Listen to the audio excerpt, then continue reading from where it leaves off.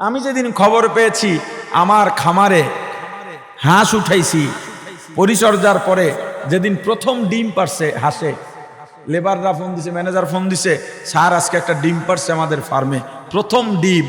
একটা ডিমের দাম আর কত? প্রথম ডিমটা সাইজও ছোট হয়, 10, 12, 20 টাকা, সর্বোচ্চ 15, 20 টাকা। কিন্তু ওই যে ডিমের সংবাদে যে আনন্দ পাইছি, আমাকে দুনিয়ার চা দেয় না দিলেও আমি সেই আনন্দ পাবো না। আমাকে আপনি মাহফিল থেকে 10 লাখ টাকা দিলেও সেই আনন্দ পাবো না। ওয়াইজিনে কেন আপনাদের প্রতি আমার নিবেদন, মাহফিলকে কামাইয়ের মাধ্যম বানাইয়েন না, মাহফিলকে কামাইয়ের মাধ্যম বানাইয়েন না।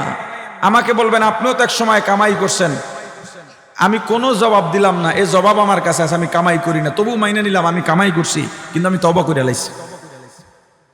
আমি বাহাজে গেলাম না, আমি মাইনা নিলাম, কিন্তু আমি তওবা করে ফেলাইছি যে না, এটা ঠিক না, এটা আমার দ্বারা খেয়ানত, আমি এটাকে পেশা বানায় নিছি, এটা হইতেই পারে না।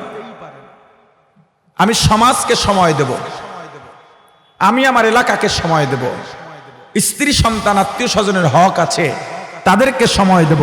মাহফিল করেন স্রেফ দ্বীনের জন্যে, আয়োজক কমিটি আপনারা মাহফিল করেন দ্বীন প্রচারের জন্যে। শ্রোতা ভাইয়েরা আপনারা সুরকে কেন্দ্র কইরা মাহফিলে যায়েন না। ওলামায়ে কেরামের প্রতি আহ্বান, আপনারা এলাকার মানুষকে বুঝাইতে সক্ষম হন। এক এলাকায়, এক গ্রামে একটা আয়োজন হবে, সব ঘরে ঘরে গিয়া প্রত্যেকটা পুরুষকে দাওয়াত দিতে হবে এবং তাদেরকে তালিমে আসতে বাধ্য করতে হবে। বাধ্য করা জায়েজ নাই, প্রাথমিক পর্যায়ে শিক্ষার নিয়তে বাধ্য করা জায়েজ আছে। তাদেরকে ডেকে ওই তালিমে বসান, মহিলারা আসবে না, মহিলাদের জন্য স্পেশাল তালিম হবে, পুরুষ সব আসবে। ওই এলাকার হুজুর দিয়া, মুরব্বি দিয়া বয়ান করান, সুর হোক বেসুরা হোক, বয়ান করান, পাবলিককে বুঝাইতে সক্ষম হন। এইটাই ওয়াজ, এইটাই দ্বীনের তালিম। সুর কোনো বিষয় না। এরপরে যদি কেউ সুর হয় আলহামদুলিল্লাহ, সুর না হইলে কোনো সমস্যা নাই। আমি কথা বুঝাইতে পারিনি, কথা কয় না। কি ঠিক, কি ঠিক বুঝাইতে পারছি? জোরে কন আলহামদুলিল্লাহ বলেন, আরো জোরে। আলহামদুলিল্লাহ বললে জান্নাতের দরজা খুলে যায়। আসতে হইলে না, আরো জোরে বলেন মাশাআল্লাহ, মাশাআল্লাহ। ওয়াজ মাহফিলে এলাকার ইমাম সাহেবরে বসাইয়া দেয় জহুরের পরে মাইকলার সামনে, আসরের পরে বসাইয়া দেয় আরো 2 জন বুড়া ইয়া বসে, আর কতটি পোলাপান গেঞ্জাম করে সামনে, হেডির সামনে। এলাকার আলেমদেরকে এভাবে আর ছোট করবেন না। আপনার এলাকার আলেম দিয়েই মাহফিলের আয়োজন করেন, কুয়াকাটা দিয়া, লাখ টাকা দিয়া ভাড়া করিয়া, কোনো হুজুর আনার দরকার নাই। আপনার এলাকার আলেমদেরকে আপনি মূল্যায়ন করেন, আপনার মসজিদের ইমামকে মূল্যায়ন করেন। এই যে মসজিদে আমি আইসা বসছি, মসজিদ কমিটি আগেই ক্ষমা চাই না আপনাদের কাছে। এই যে রুমটা দিলেন হুজুরকে, এখানে মুয়াজ্জিন থাকে না ইমাম থাকে আমি জানি না, আমি তাদেরকে চিনিও না, তারা আমাকে বলেও নাই। আমি এই কথা বলার পর আবার ইমাম মুয়াজ্জিনের উপরে হুলিয়া জারি করেন না, কত পাপ কামাইবেন হুজুরদের বিরুদ্ধে আপনি পদক্ষেপ নিয়া। এই যে রুমটায় বসলাম, এই সভাপতিরে 1 সপ্তাহ এই জায়গায় বাইন্ধে রাখেন ভিতরে, উনি এই জায়গায় ঘুমাইবে, এই জায়গায় খাইবে। এই রুমে থাকার কোনো পরিবেশ আছে কিনা উনি আগে নিজে বুঝুক। কি এগুলো? আলেমদের সম্মান এভাবে কেন হবে? এভাবে কেন অপমানিত করতে হবে? আলেমকে এই সমাজের জন্য বসে নাকি? ইমাম সাহেবের কাছে গিয়া কয়, হুজুর আমার ছেলের জন্য দোয়া করেন, মাস্টার্স কমপ্লিট। কয় কি দোয়া করতাম? কয় একটা ভালো চাকরি যেন পায়। এর 1 সপ্তাহ আগে এই যে 2 জন উঠে যাইতেছে, কি সুর পায় না এজন্য? কি সুর না দিলে সমস্যা আছে? কন কন জোরে কন মাশাআল্লাহ। এরপর যদি হইয়া যায় আলহামদুলিল্লাহ, না হইলে কোনো প্রবলেম আছে? সুর মুখ্য বিষয় না দ্বীন? জোরে বলেন। ওটা হলো অপশনাল, সুর অতিরিক্ত বিষয়, হইলে ভালো, না হইলে কোনো সমস্যা নাই। আমি আপনাকে বয়ান কইরা জান্নাতে পৌঁছাইয়া দিতে আসি নাই, স্পষ্ট করে বলি। আপনাকে মুসলমান বানায়া দিতে আসি নাই, আপনাকে মুমিন বানায়া দিতে আসি নাই। আমি আসছি আপনার ঘুমন্ত অন্তরকে জাগায়া দিতে, আপনার ঘুমন্ত অন্তরের ঘরের দরজায় নক করতে, যে আমি আসলে কোথায় ছিলাম, কি করা দরকার, একটুক উপলব্ধি আপনার মাথায় ঢুকাইতে আসছি। জান্নাতে পৌঁছে দিতেও পারবো না, পৌঁছে দেওয়ার জন্য আসিও নাই। কি জানি বলতেছিলাম, এর এক সপ্তাহ আগে ইমাম সাহেব গিয়া বলে, সভাপতি সাহেব বেতন দেন 10,000 টাকা। ড্যামরায় তো মোটামুটি মনে হয় 30,000 টাকার নিচে কোনো মসজিদে হুজুরের বেতন নাই না? হ্যাঁ, এখন আমি কি বলি, আমি বলি ইমাম সাহেবরা সবাই ইমামতি ছেড়ে দেন, কর্ম করে খেতে, হালাল কর্মে কোনো লজ্জা নাই, বরং স্বাধীনতা আছে। রিক্সা চালান, পারবেন না, হুজুর মানুষ দেখতেও খারাপ দেখা যায়। একটা চা দোকান দেন, 20,000 টাকা পুঁজি লাগবে, ডেইলি 2,000 টাকা কামাই করবেন, মাস শেষে 60,000 টাকা। বলবেন হুজুর 20,000 টাকা পুঁজিতে এটা সম্ভব না, আমার কাছে যাইয়েন, আমি আপনাকে প্ল্যান দিয়ে দেবো ইনশাল্লাহ, যে আপনি 20,000 টাকা দিয়ে ডেইলি 2,000 টাকা হালাল ভাবে কিভাবে ইনকাম করবেন। 10,000 টাকা 8,000 টাকায় কেন চাকরি করেন আপনি?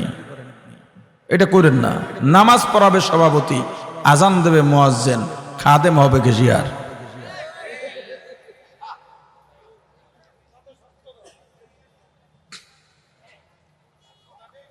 এখন আগের সপ্তাহে ইমাম সাহেব গিয়া বলছে আমার বেতনটা বাড়ান দরকার, ছেলের স্কুলের খরচ, মাদ্রাসার খরচ, এখানে বেতন ফি বাইরে গেছে, দ্রব্যমূল্য ঊর্ধ্বগতি, সব কিছুরই খরচ বেশি।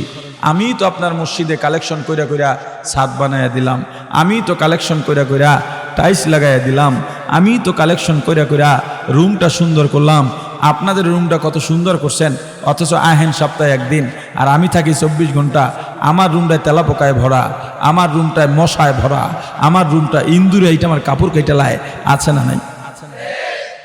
সভাপতি কয় বেতন হুজুর এত লাগে না, হুজুর তো বরকত আছে, বেতন কম কিন্তু বরকত আছে, অপেক্ষা করেন। ইমাম সাহেব মৌকা পাইয়া গেছে, সভাপতি কইছে দোয়া করতে পোলার লইয়া, ভালো চাকরি। নামাজের পরে সবাইরে বসতে বলছে, ইমাম সাহেব দোয়া করতেছে, আল্লাহ, সভাপতি সাহেবের ছেলে এমএ পাস করে বাইরেছে, ভালো একটা চাকরি চায়, আমি কি বলবো, আল্লাহ আমি দোয়া করি আমার মতো একটা ভালো ইমামতি দিয়া দেন। সভাপতির হাত উঠে নিয়েছিল, হাত নেমে গেছে, পুরা রাগে ফায়ার। মেয়ে আপনার এই দোয়া করতে বলছি, কেন আপনি না বললেন আমার চাকরিটায় বরকত আছে? প্রিয় ভাই আমার, একটা আলোচনার থেকে অনেক দূর ঘুরে এলাম। মুসলমানের পরিভাষা, ইসলামিক পরিভাষা, আল্লাহর কুদরত দেখলে, মনে আছে না, আল্লাহর কুদরত দেখলে কি বলবো?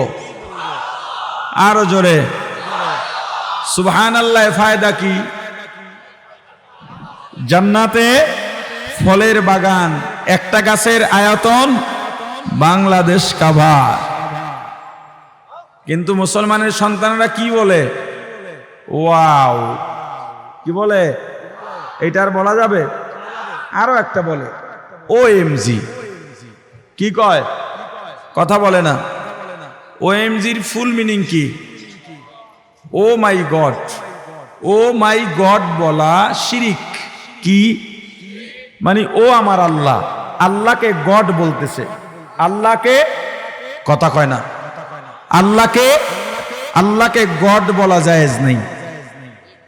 যেখানে আল্লাহ নিজেই তার নাম দিয়া দিছেন, বিশেষ করে আমাদের সামনে সহজে গুণবচক 99টা নাম থাকতেও সেই নাম তোমার পছন্দ হয় না কেন? এরপরে আপনি বলবেন তাহলে হুজুর আমরা আল্লাহ তো বলি আল্লাহর দেওয়া, কিন্তু ইংরেজিতে আল্লাহর নামে তো গড হয়। এখন আমি আপনাকে বলি, একজনের নাম আব্দুর রহমান, ইংরেজিতে কি হবে তার নাম? কথা কয় না। আমার নাম হাবিবুর রহমান, ইংরেজিতে কি হবে? তাহলে আল্লাহর নাম আল্লাহ ইংরেজিতে কি হবে? আরো জোরে বলেন। অতএব আল্লাহর নাম আল্লাহ যা দিছেন ওটাই বলতে হবে। মুসলমান যদি বলে ও মাই গড, ইমান থাকে? জোরে।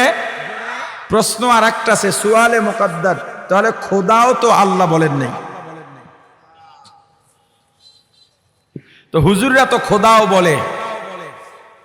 আসলে খোদা আল্লাহর নাম হিসেবে হুজুররা বলেন না, খোদা নাম না। খোদা কি না? আরে বলেন না রে ভাই, খোদা কি না? খোদা হলো আল্লাহর গুনাগুন। এক কথায় বললে সূরাতুল ইখলাস, কুল হু আল্লাহ সূরার ব্যাখ্যার এক শব্দ হলো খোদা, পুরা ব্যাখ্যার একটা শব্দ হলো খোদা। এই খোদা দিয়া সূরা ইখলাসের তাফসীর করা যায়। খোদা মূলত খোদ থেকে, খোদ বখত, আল্লাহ যে এক, আল্লাহু আহাদ, ওইটার সংক্ষিপ্ত মিনিং হলো খোদা। এটা আল্লাহর নাম না। ক্লিয়ার? কথা কয় না?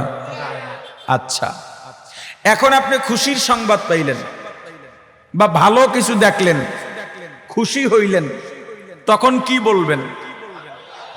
জোরে বলেন, আরো জোরে। আলহামদুলিমান কদ্দারা খাইরাও ওয়া খাবালা, আলহামদুলিমান কদ্দারা খাইরাও ওয়া খাবালা, ওয়া শুকরু লিমান সাওয়ারা হুসনাও ওয়া জামালা, ওয়া শুকরু লিমান সাওয়ারা হুসনাও ওয়া জামালা।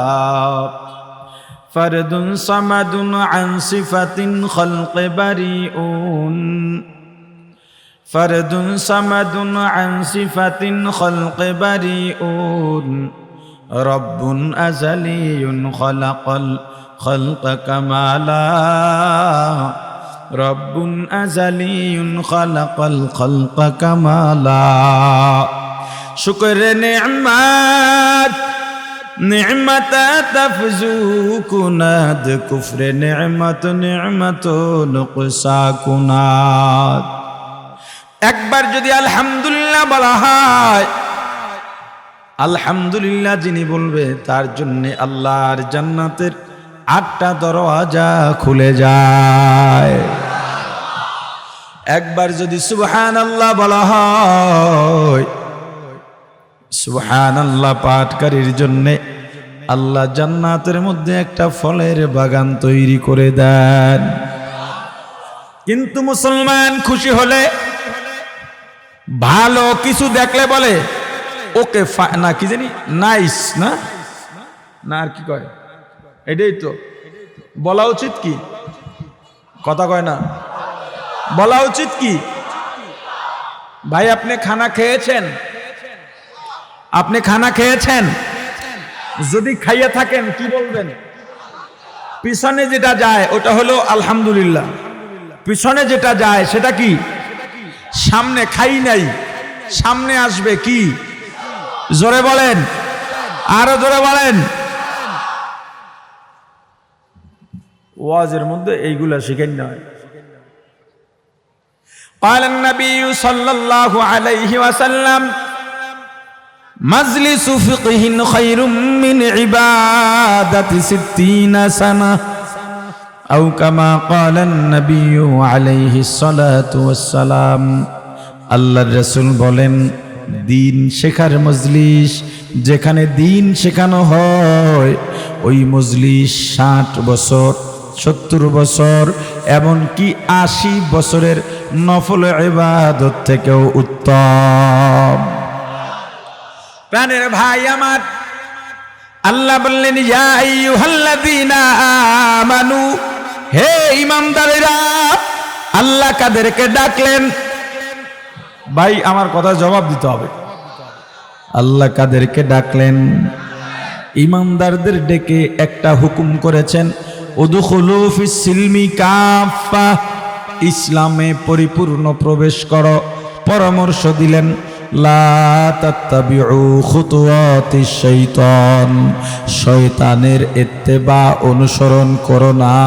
কেন সতর্ক বাণী দিয়েছেন, ইন্নাহু লাকুম আদুউম মুবিন, নিশ্চয়ই শয়তান মানুষের প্রকাশ্য দুশমন। শয়তান কি প্রকাশ্যে দেখা যায়? প্রকাশ্যে কেন বললেন? একটা হলো প্রকাশ্য মানে জবরদস্ত দুশমন,